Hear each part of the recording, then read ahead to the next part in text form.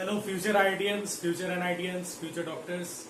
सो आज हम लोग काइनेमेटिक्स सीरीज का लास्ट लेसन, लास्ट एपिसोड देखने वाले हैं, करने वाले हैं।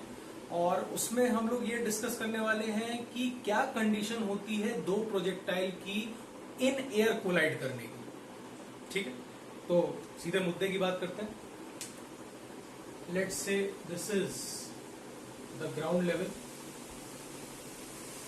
कोई भी दो पार्टिकल्स को अपन अज्यूम करते हैं।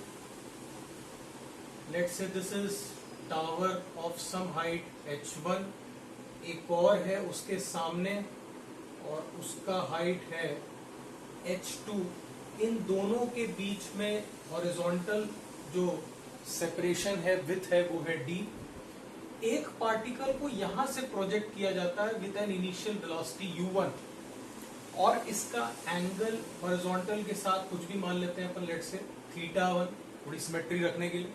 और उस टावर से एक और पार्टिकल जिसकी स्पीड है u2, जिसका एंगल ऑफ प्रोजेक्शन है θ2। तो हम लोगों को ये बताना है कि what should be the condition of the collision of these two particles in air. जब ये कोलाइड करेंगे तो u1 θ1, u2 θ2, h1 h2 और जो सेपरेशन है इनके बीच में d, इनके सबके बीच में क्या रिलेशन आ सकता है, क्या बनना चाहिए। क्लियर?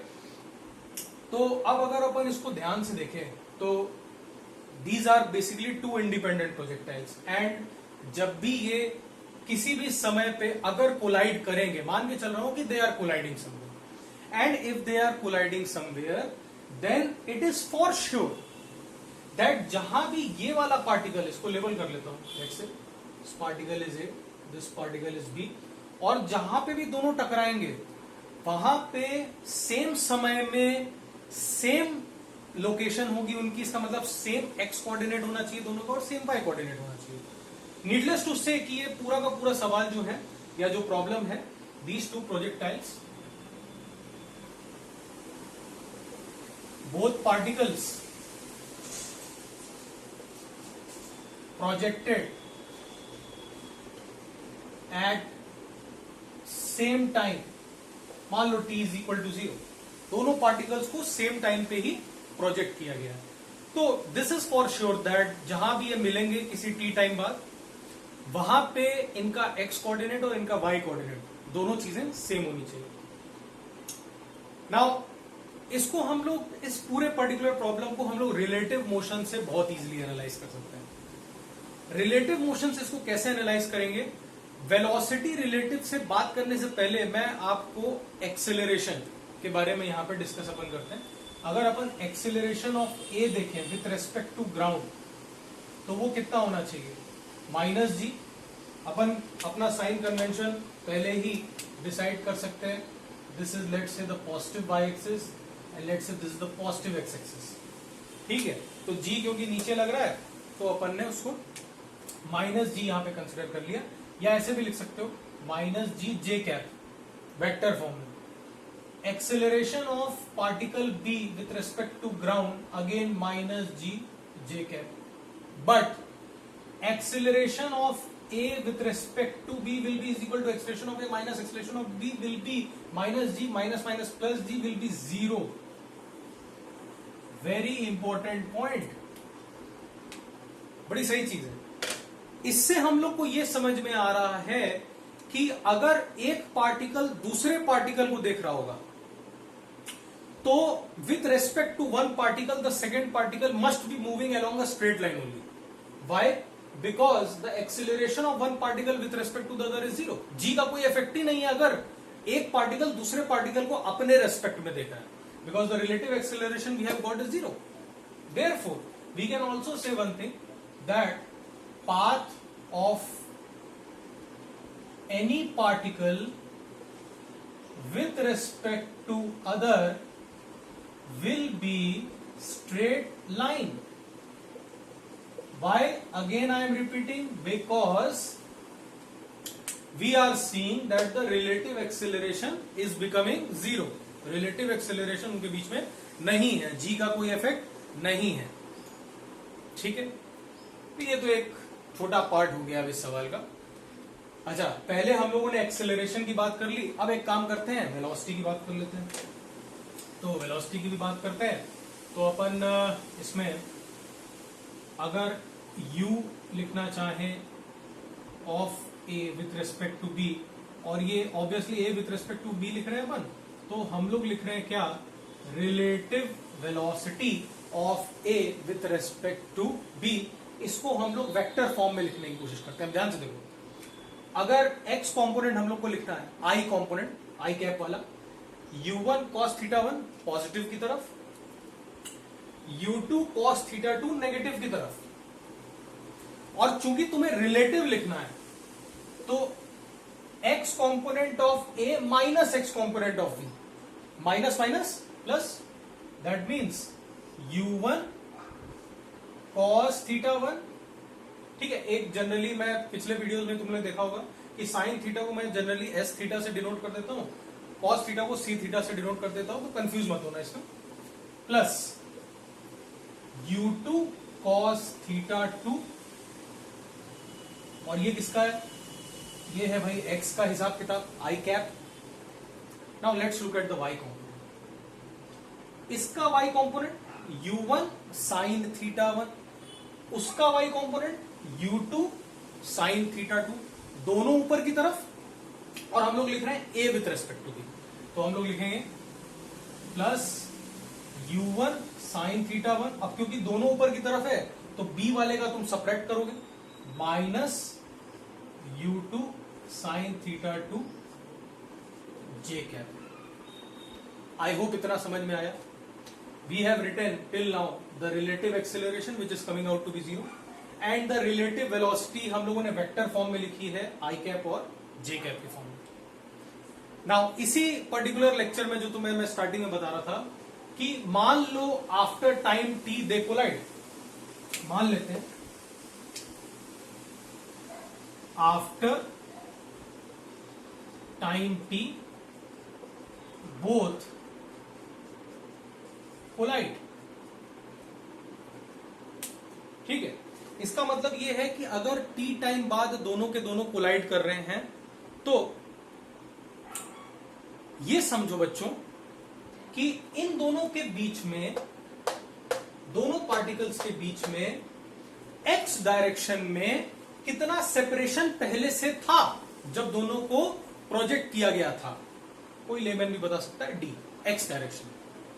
सो x डायरेक्शन में जो सेपरेशन था इन दोनों के पार्टिकल्स के बीच में वो था d, और जब ये दोनों कोलाइड कर जाएंगे, दोनों एक ही पोजीशन पे आ जाएंगे, तो इनके बीच में कितना रिलेटिव सेपरेशन बचा होगा x डायरेक्शन में। ऑब्वियसली 0, क्योंकि वो दोनों कोलाइड कर चुके हैं और उनका x कोऑर्डिनेट ही सेम हो चुका है। इसका मतलब very important point that you can say x relative equal to how much it has covered from the initial separation was d, finally the separation has become 0 in the x direction, that is d is equal to, अब देखो बच्चों acceleration का कोई भी यहां पे factor involve नहीं है, रिलेटिव एक्सेलरेशन उनके पास 0 आ चुका है ऑलरेडी, तो distance travelled relative will be equal to speed relative और वेलोसिटी रिलेटिव इनटू टाइम। और रिलेटिव वेलोसिटी x डायरेक्शन में कितनी है, सभी को दिख रहा होगा, u1 cos theta 1 plus u2 cos theta 2 into the time t, speed into time is equal to the distance. Why? Because there is no role of acceleration. Similarly, I think you might be catching my point. अब मैं y relative तुम लोग को यहां पे derive करवाऊंगा। अब देखो, अब तो शायद समझ गए होगे, इसकी हाइट h1, उसकी हाइट h2, दोनों में इनिशियल सेपरेशन y डायरेक्शन में कितना है, h2 minus h1, obviously h2 ज्यादा दिख रहा है as compare to the diagram. और जब ये सेम पॉइंट पे आ जाएंगे तो इनका y कोऑर्डिनेट दोनों पार्टिकल्स का सेम हो चुका है। इसका मतलब इन्होंने y डायरेक्शन में कितना रिलेटिव डिस्प्लेसमेंट किया होगा एक दूसरे के रेस्पेक्ट में, ऑब्वियसली इनकी सेपरेशन बाई डायरेक्शन में एक दूसरे के बीच में थी, H2 माइनस H1, वही दूरी तो इन्होंने कम की है, और कितनी कर दी उस दूरी को, 0। वैसे ही ये दूरी जो थी सेपरेशन D, वही दूरी तो कम की है, getting it? This is the x relative, and y relative will be equal to H2 minus H1 will be equal to the relative velocity in y direction, which is what? u1 sin theta 1 minus u2 sin theta 2. u1 sin theta 1 minus u2 sin theta 2 into the time taken, which is same for both because they were initially projected. अब हमारे पास दो खतरनाक बढ़िया relation आ गए. This is relation 1, this is relation 2, and we need to find out initially that condition of collision क्या होनी चाहिए with respect to the given parameters in this type of situation. तो अब तो इस पर्टिकुलर कंडीशन में कुछ नहीं बचा, क्योंकि तुमने माना क्या इस पूरे सवाल में? ऑब्वियसली समय, टाइम. दोनों इक्वेशंस को अगर अपन डिवाइड कर दें, 1/2 कर लो या 2/1 कर लो, जो तुम्हें अच्छा लगे. Let's say we divide the second relation by first and we get H2 minus H1 by D is equal to U1 sin theta 1 minus U2 sin theta 2 upon U1 c theta 1 plus U2 c theta 2.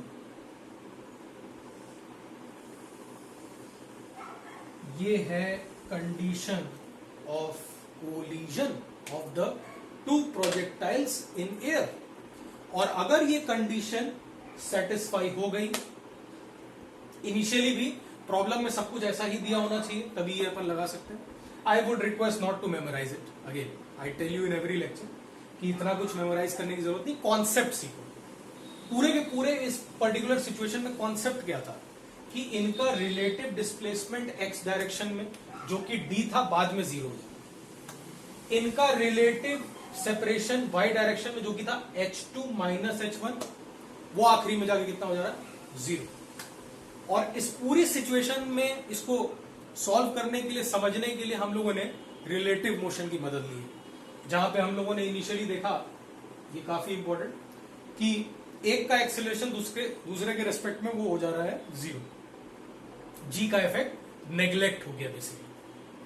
तो I hope ये पूरी situation समझ में आई होगी सभी को, and you must have gained from this particular episode.